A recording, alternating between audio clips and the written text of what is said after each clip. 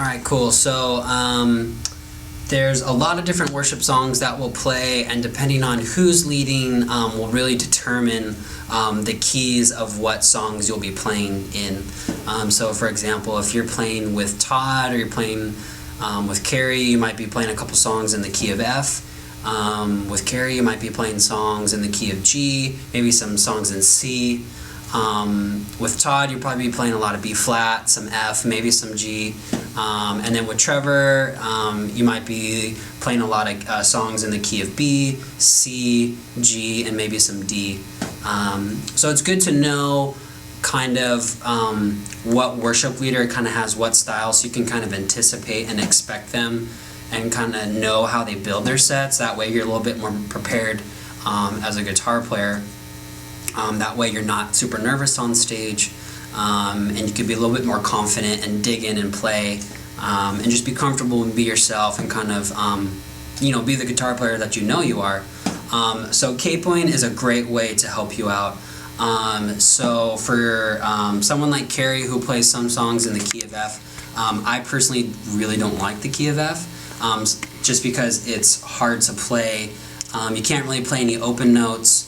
With chords, it's hard to play big chords because you're mostly playing, bar chords. So for a key, for a song in the key of F, I'll capo 3 and I'll play D shapes. And that way, that'll allow me to play a little bit more open strings, and then going back to what I was saying earlier, you can really combine that great rhythm and lead skill together to make this really massive guitar sound. So I have capoed 3. I'm going to play in the key of F. I'm going to play D shapes. So in the key of F, it would sound like this.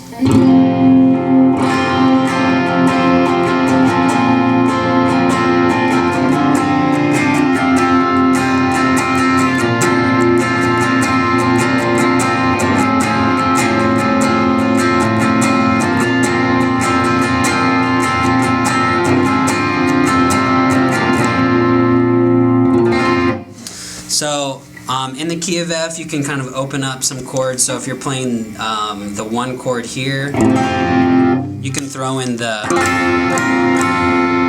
or you can even take off your middle finger and play. So it kind of gives you that big open sound.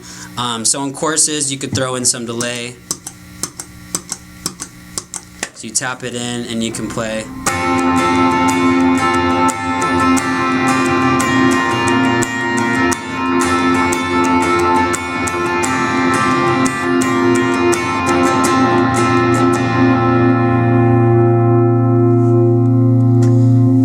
So capoing is a great way to take a really complicated key, like the key of F, and simplify it into D shapes, which is a little bit more comfortable. It allows you to play a little bit more lead lines.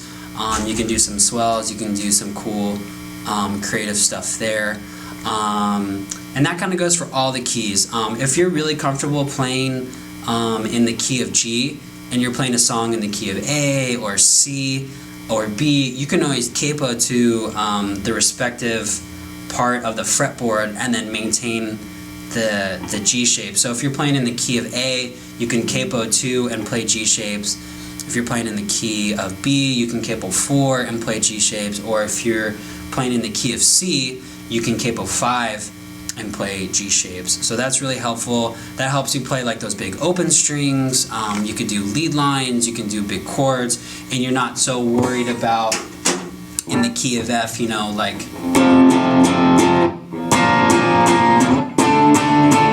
it's really restrictive. You can't do a whole lot. But if you capo, you can play a couple of the open strings, so you can play the big. So you can play a lot of that kind of stuff. So that's really helpful. That really helps me, simplify my guitar playing. It makes it less complicated. I'm a little bit more confident. I can dig in. I can go for it.